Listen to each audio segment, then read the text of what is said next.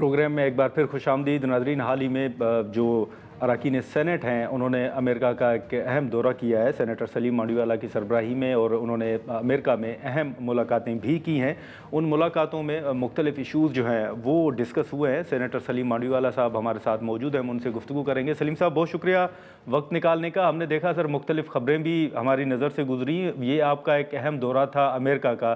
मैं आपसे जानना चाहूँगा कि सर वहाँ पर किस किस से आपकी मुलाकातें हुई, और आप क्या समझते हैं कि ये किस हद तक एक कामयाब दौरा था जो सेनेटर्स गए हैं अमेरिका?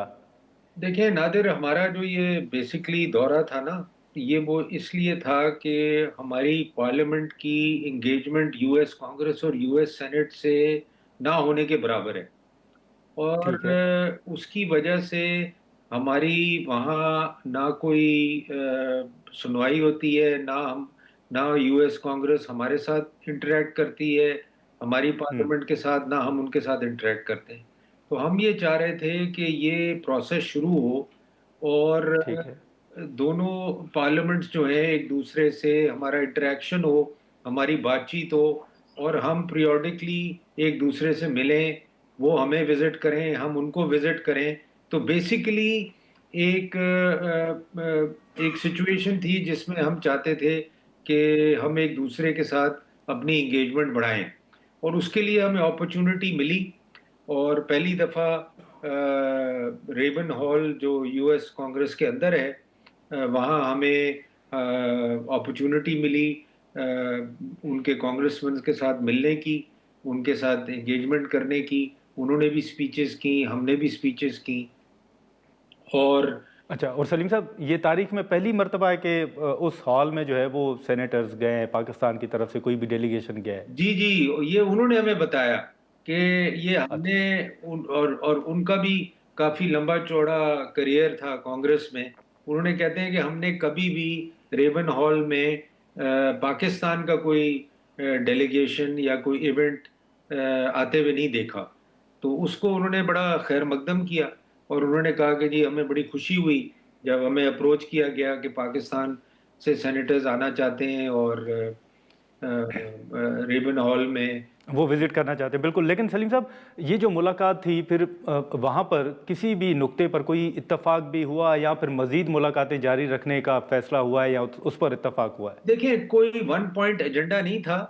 हाँ। जनरल बातें हुई। उन्होंने उनकी जो स्पीचेस है, रॉन एस्टेस जो उनके चेयरमैन है वेज एंड मींस कमेटी की, बड़ी इंपॉर्टेंट कमेटी है यूएस कांग्रेस की।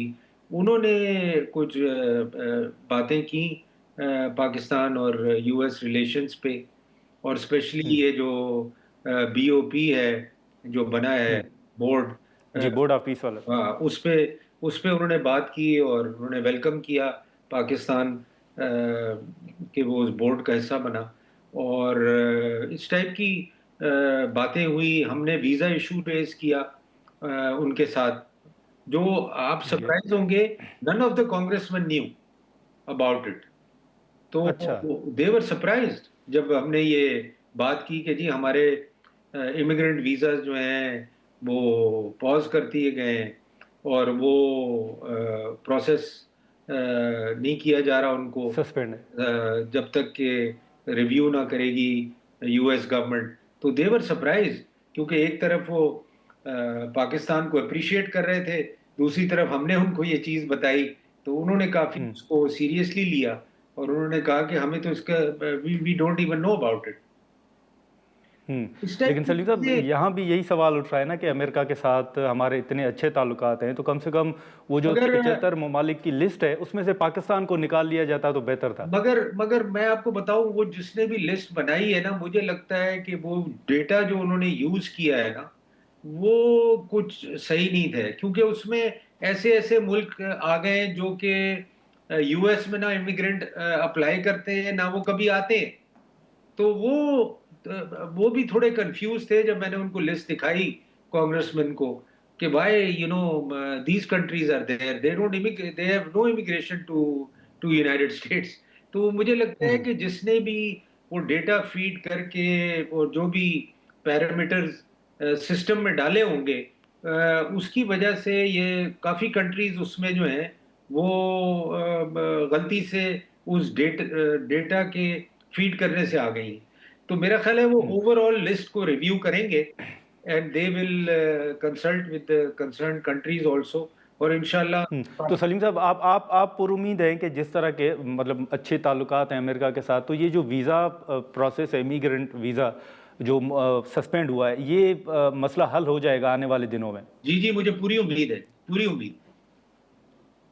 अच्छा, लेकिन हम कह सकते हैं कि अब ये जो मुलाकातें हैं या ये जो सिलसिला है, ये आप आने वाले दिनों में भी देख रहे हैं कि सर इस तरह की मुलाकातें होती रहेंगी? जी, हम पूरी कोशिश करेंगे और मैंने उनको सबको इनवाइट भी किया है पाकिस्तान, वो आएँगे भी अच्छा। इंशाल्लाह। They were very happy to receive the invitation from us और हुँ। राइटिंग में भी मैं उनको इन्विटेशन भेज रहा हूँ और इंशाल्लाह वो पाकिस्तान का विज़िट भी करेंगे और we will have these frequent visits, frequent get togethers in the US Congress और जब वो आएँगे तो हम यहाँ भी इसी टाइप के हम इंटरैक्शन करेंगे अपने एमएनएज़ के साथ और सेनेटर्स के साथ, ताकि ये रिलेशनशिप भी हमारा गवर्नमेंट की तरह अच्छा हो जाए।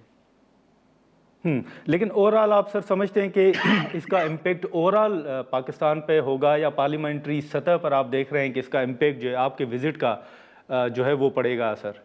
देखिए, ओवरऑल इम्पैक्ट तो ये होगा ना कि एक इंटरैक्शन जब आपकी शुरू हो जाती है 2 पार्लियामेंट्स के बीच में, तो काफ़ी हुँ। चीज़ें हैं जो हम आपस में रेज़ कर सकते हैं और पार्लियामेंट डिप्लोमेसी हमेशा कंट्रीज़ को बेनिफिट करती है, कोई नुकसान नहीं देती। तो दोनों गवर्नमेंट्स को इसका फ़ायदा होगा, इसका नुकसान मुझे कोई नज़र नहीं आता। चलें, चलें, ठीक है। सलीम मांडीवाला साहब, बहुत शुक्रिया सर वक़्त निकालने का। Thank you so much. नाज़रीन, सलीम मांडीवाला साहब की गुफ्तगू आपने सुनी, जो हाल ही में सेनेटर्स ने अमेरिका का दौरा किया और वहाँ पर उस डेलीगेशन ने जो इमिग्रेंट वीज़ा प्रोसेस सस्पेंड हुआ था अमेरिका की जानिब से, एक अहम फ़ैसला आया था, वो इशू भी टेकअप किया गया था और सलीम मांडीवाला साहब पुरुमीद हैं कि आने वाले दिनों में ये मामला भी हल हो जाएगा। यहाँ पर एक मुख्तसर सा हम ब्रेक लेते हैं और ब्रेक के बाद गुफ्तगू को आगे बढ़ाते हैं।